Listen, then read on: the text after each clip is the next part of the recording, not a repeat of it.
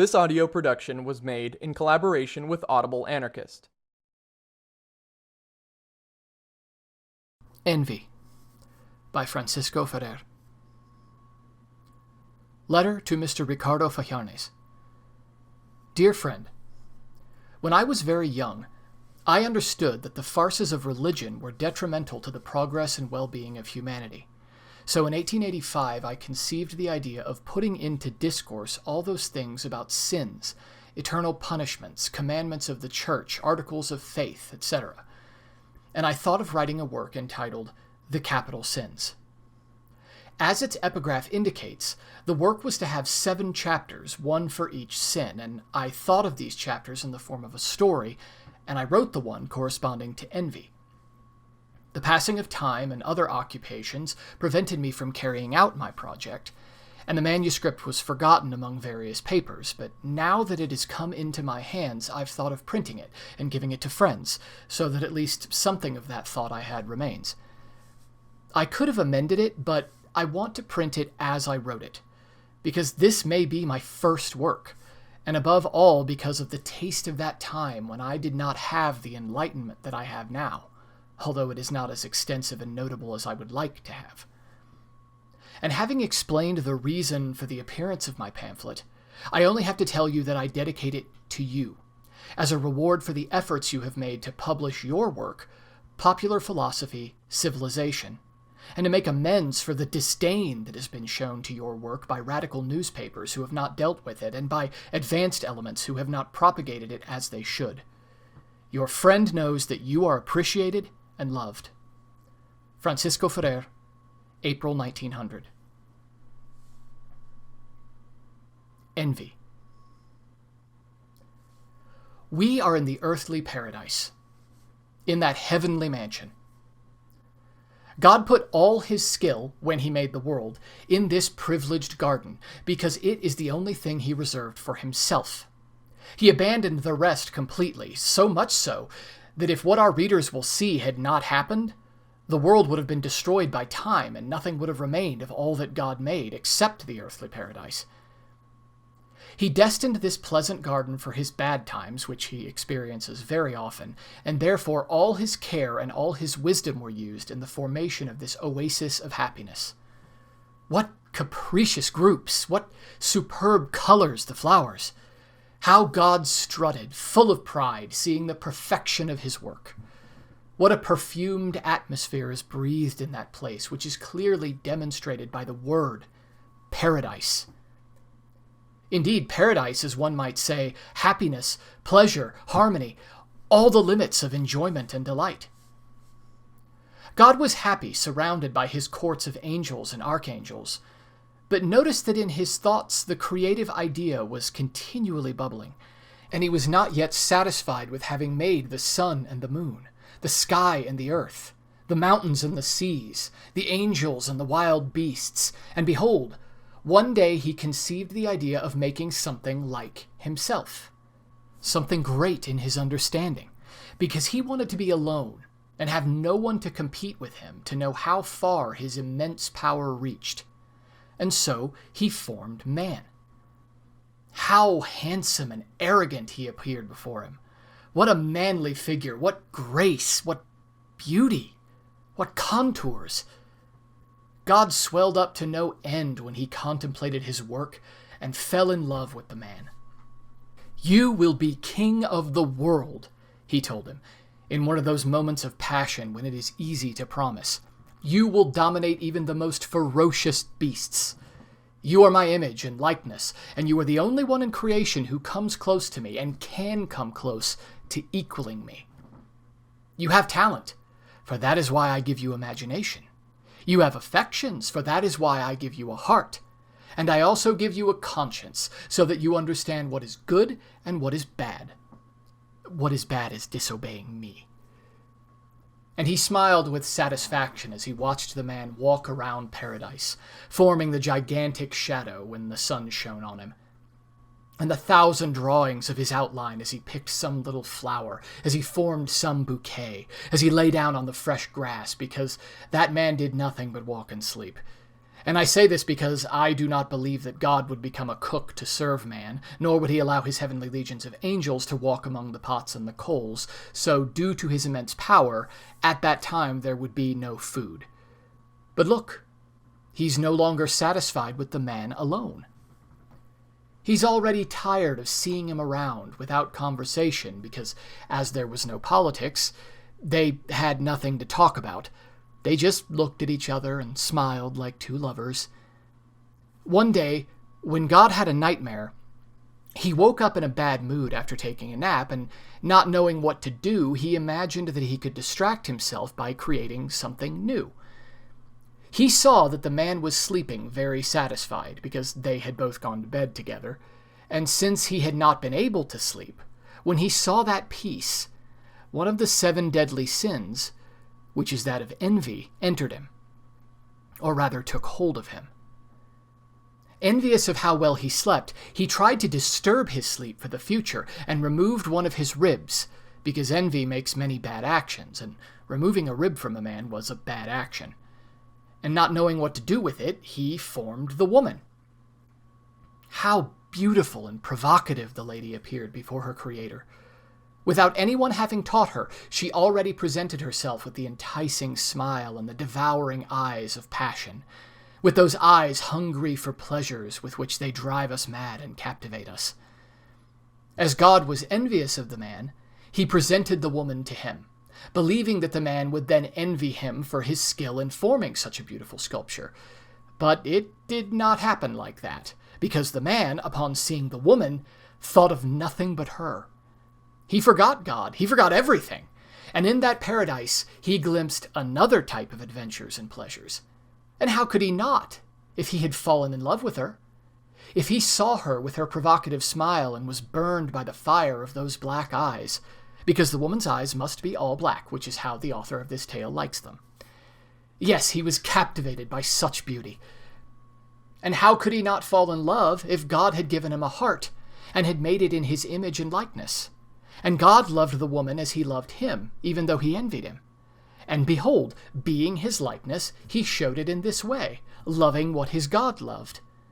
And his passion for the woman grew, and the woman loved him, because as she had no professional lovers, nor fools in a capirote who pursued her, she had to be content with what she had, apart from the fact that the man was also beautiful. Not as much as her, but beautiful.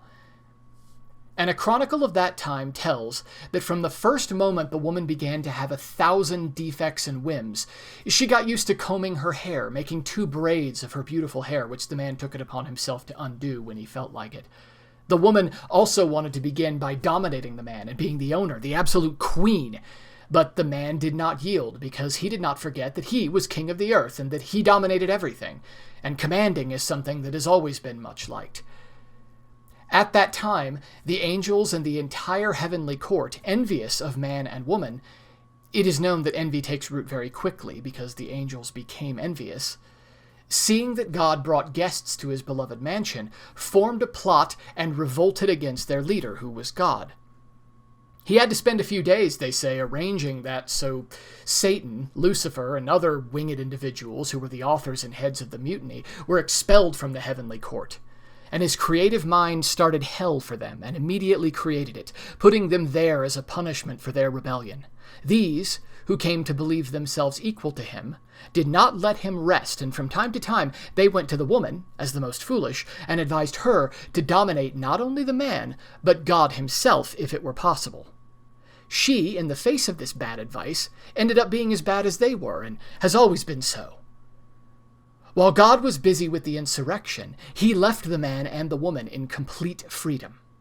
They, who loved each other beyond measure, because they also had nothing else to entertain themselves with, seeing themselves free for a few days, but free for any action, began to lose themselves in the groves of paradise, to be more at ease and to contemplate each other better, because true lovers always like solitude. When the Son, observing this, informed God of what was happening, so that he would be alert and not mock the couple. God called them to his presence and rebuked them, because they had no need to hide when everything was theirs, and that showed bad intentions, and as a punishment, he forbade them to see each other for a few days. But as lovers are stubborn, and God was very busy, they ignored the prohibition and continued to see and love each other.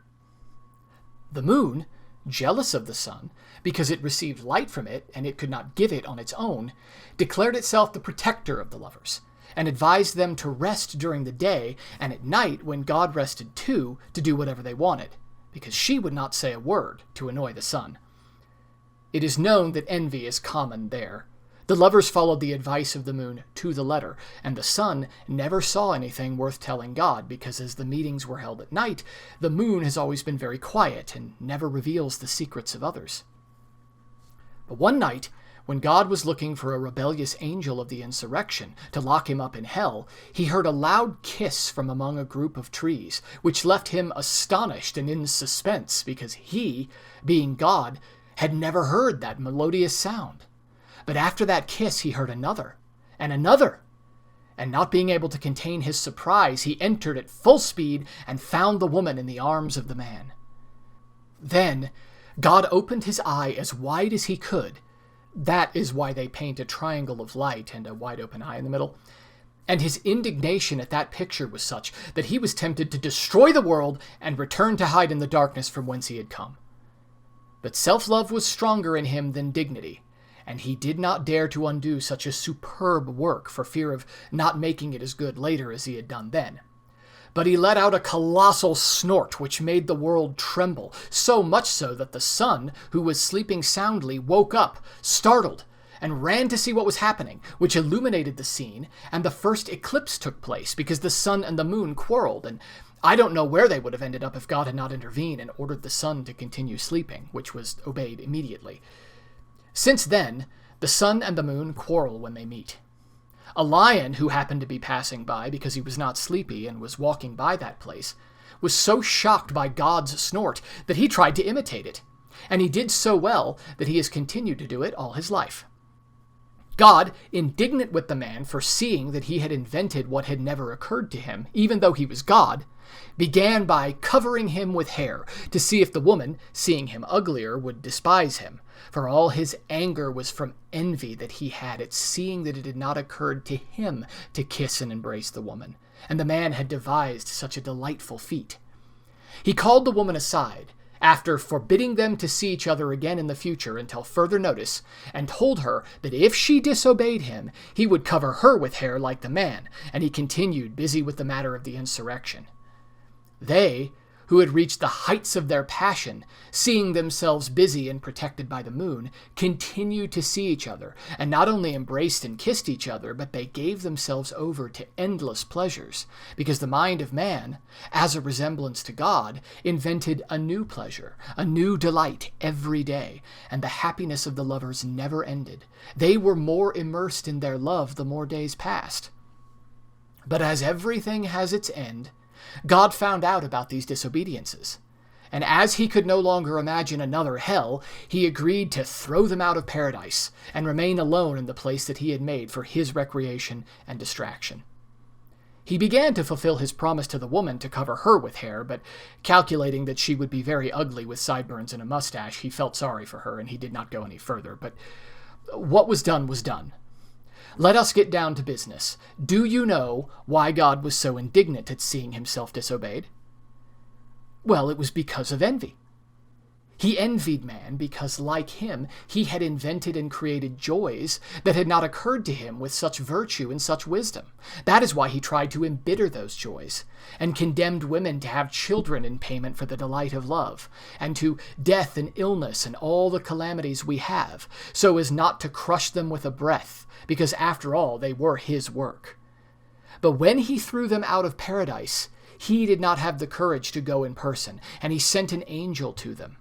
And his creative spirit, to humiliate man and shame him, made the scarlet tunic and placed it on the angel, so that they would not see his divine flesh, but rather the nakedness of his disobedience.